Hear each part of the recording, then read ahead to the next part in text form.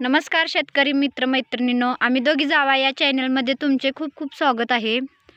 आणि आता आसपास शेजारचे ऊस गेलेले आहेत आणि आमचा हा मक्का आता काढायला आलेला आहे।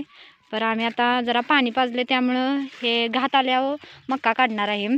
कणस पण वाळलेले आहेत बघा।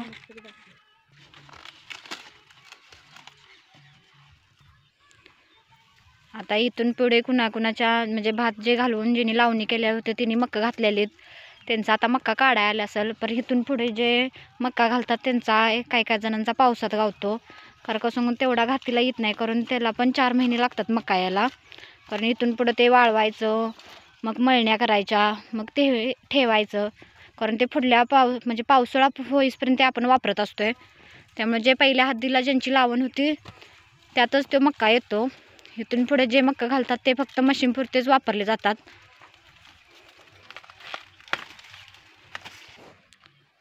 आणि आता लसूण कांदे पण काढायला येतील। आता कांद्याच्या आणि लसणाच्या पात्या थोडीफार वाळायला लागल्यात, पण पूर्ण वाळल्याशिवाय लसूण कांदे काढून चालत नाही, कारण पुढल्या वर्षीपर्यंत ते जर कांद्याची पात जर वाळली तरच व्यवस्थित कांदे राहतात, नाहीतर मग कांद्यासनी मोडे येणे, कुजणे असे होते।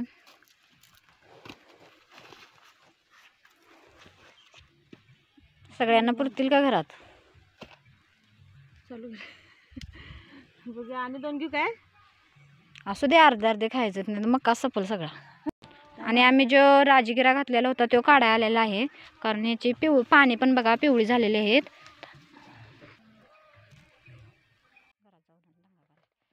राजगिरा कसा आलाय ते बघण्यासाठी असा हातावर चुरगळायचा आहे। हे पाहू शकता तुम्ही राजगिरे।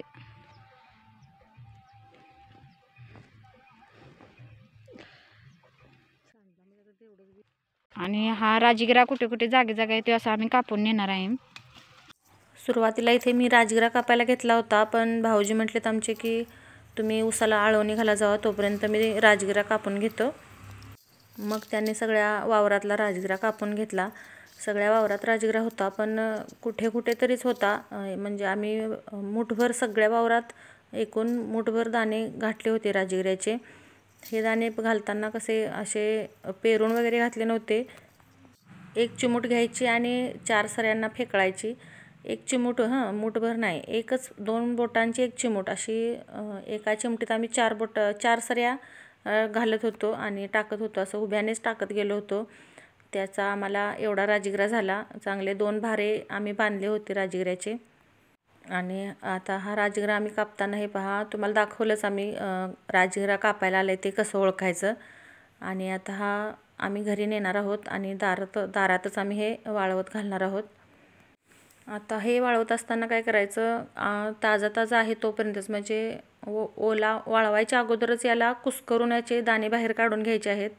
आणि मग आपण हे बाकीचं राहिलेलं जे सड वगैरे आहे ते म्हणजे झाडं किंवा हे राजगिऱ्याचे सड, ही रोपं वगैरे निघतात ती बाजूला करायचीत आणि बारीक हे बाकीचं हे कुस्करून घ्यायचं आहेत राजगिरे, आणि ते सेपरेटच वाळवायचे आहेत। तुम्हाला मी दाखवतोयच त्या पद्धतीनेच करायचं, नाहीतर काय होतं हे तसंच वाळत घातलं की हे नंतर वाळल्यानंतर याची कूस हाताला लागते आणि जसे काटे हातात घुसतात तसेच याची कूससुद्धा हाताला घुसते। अशा पद्धतीने ते सगळं आम्ही बाजूला करून घेतलं। आणि राजगिरे हे पहा असे घोळून घ्यायचेत घोळण्याने। हा घोळणा आहे, याला तुम्ही चाळण पण म्हणू शकता।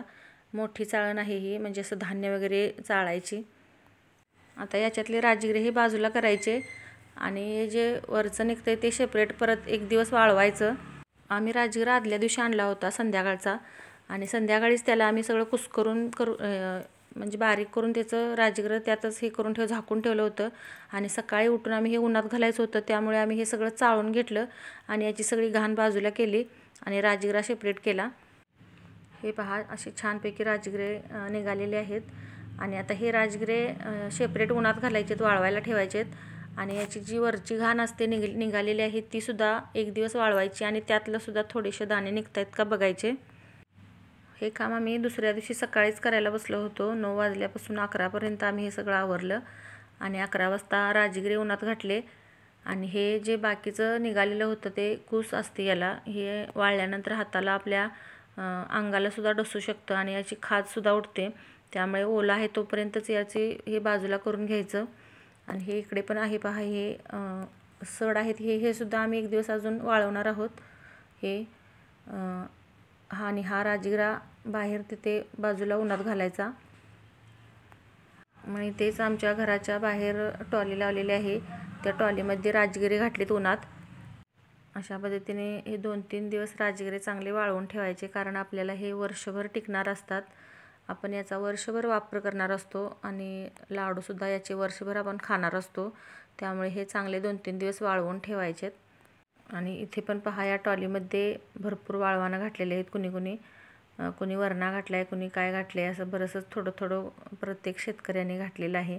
म्हणजे इथे शेजापाजाऱ्यांनी प्रत्येकाची शेती आहेच, त्यामुळे कुणाचं काय नाही काहीतरी असतंच. त्यामुळे सगळ्यांनी ते वाळवणं घातलेत. आज इथे एक दिवस घालणार आहोत उन्हात आम्ही, आणि नंतर 2 दिवस आम्ही परत वाळवणार आहोत. ते आमच्या टेरेसवरती नेऊन घालणार आहोत. अशा पद्धतीने आम्ही हे 2-3 दिवस वाळवणार आहोत. आणि याच्यात ते सड आहेत ते आम्ही तिथेच दारात घालणार आहोत आमच्या. आणि त्याचा जे चुरा बुक्का निघालेला आहे, चाळून जी घाण निघालेली आहे, तीसुद्धा एक दिवस आम्ही घालणार आहोत उन्हात. कारण आता काय त्याच्यामध्ये शिल्लक जास्त राजगिरी राहिलेले नाहीत, पण कुठेतरी 4 दाणे निघतील म्हणून आम्ही ते हे उन्हात घातले. हे पहा, आता हे सुद्धा संध्याकाळपर्यंत वाळवत घालणार. आणि मग संध्याकाळी परत याला जरा काठीने चेचून घ्यायचं, बडवून घ्यायचं आणि परत त्या चाळणीने घोळण्याने घोळून घ्यायचं. आणि त्यातून काय राजगिरे निघत आहेत का बघायचं. आणि ते थोडेसे निघतील ते आणि परत मग वाळवायचे. याचे सुद्धा 3 टप्पे केलेले आहेत पहा. इथे हे मीडियममध्ये साईजचे आहे बुक्का आहे, आणि दुसरे ते सड आहेत ते सुद्धा घालायचे आहेत, आणि सगळ्यात बारीक बुक्का आहे तो सुद्धा घालायचा आहे. अशा पद्धतीने हे यातली सुद्धा राजगिरे थोडेसे निघालेत. आणि हे आत्ताच हे हाताला टोचायला चालू झालेलं आहे. आणि आम्हाला बऱ्याच जणींनी सांगितलं की गरम केल्यानंतर म्हणजे वाळवल्यानंतर याचं व्यवस्थित घाण निघते. कोणी म्हटलं वाळवायच्या अगोदर काढा, कोणी म्हटलं वाळवल्यानंतर काढा, कोणी म्हणते काय. तर शेवटी आम्ही ते शेतातून घरात आणल्या लगेचच आम्ही ते कुस्करून घेतलं नाही, ते राजगिरे काढून घेतले त्याच्यातले. आणि आता संध्याकाळची वेळ झाली होती. संध्याकाळी परत मी बडवून काठीने चोपून दिलं आणि वर्षाने ते चाळून घेतलं. आणि त्यातले परत आणि थोडेसे राजगिरे निघाले आम्हाला, म्हणजे एक अर्धा किलो निघाले असतील या सगळ्यातले. आता हे सगळं चाळून घेतल्यानंतर हे बाकीचं जे चाळून जी घाण निघालेली आहे ते सगळी फेकून द्यायची आहे, कारण आता त्याच्यामध्ये काहीच शिल्लक नसणार आहे. सगळं आम्ही आता बडवून काढलेलं आहे. त्यानंतर जे राजगिरे निघाले होते ते आम्ही 3 ते 4 दिवस वाळवले. आणि हे पहा, त्यानंतर 4 दिवसांनी आम्ही त्याला घरात आणल्यानंतर स्वच्छ केलं आहे, म्हणजे वारं देऊन पाकडून वगैरे स्वच्छ करून घेतलं आहे. आणि त्याच्यामध्ये जो कोंडा असतो तो सुद्धा आम्ही वारं देऊन काढलेला आहे. आणि हे आता फक्त याच्यामध्ये बारीक कुठेतरी खडे आहेत ते फक्त काढायचे आहेत वेचून.